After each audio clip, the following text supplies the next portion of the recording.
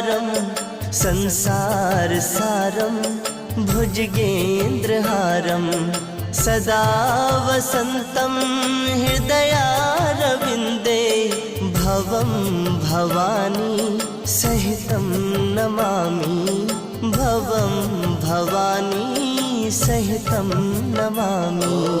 कर्पूरगारं करुणावतारं संसारसारं भुजगेन्द्रहारं सदा वसन्तं हृदयारविन्दे भवं भवानी सहितं नमामि भवं भवानी सहितं नमामि।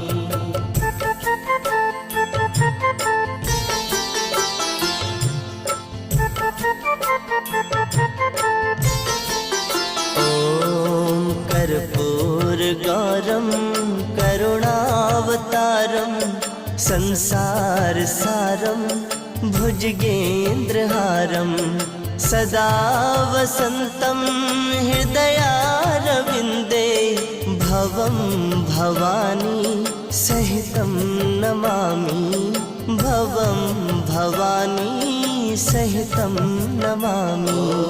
कर्पूरगारं करुणावतारं संसारसारं भुजगेन्द्रहारं सदा वसन्तं हृदयारविन्दे भवं भवानी सहितं नमामि भवं भवानी सहितं नमामि।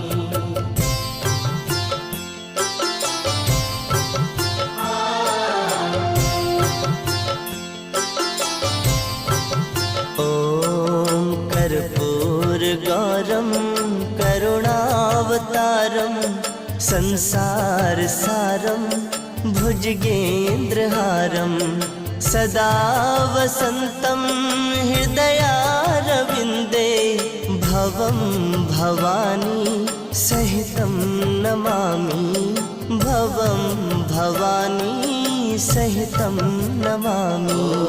कर्पूरगारं करुणावतारं संसारसारं भुजगेन्द्रहारं सदा वसन्तं हृदयारविन्दे भवं भवानी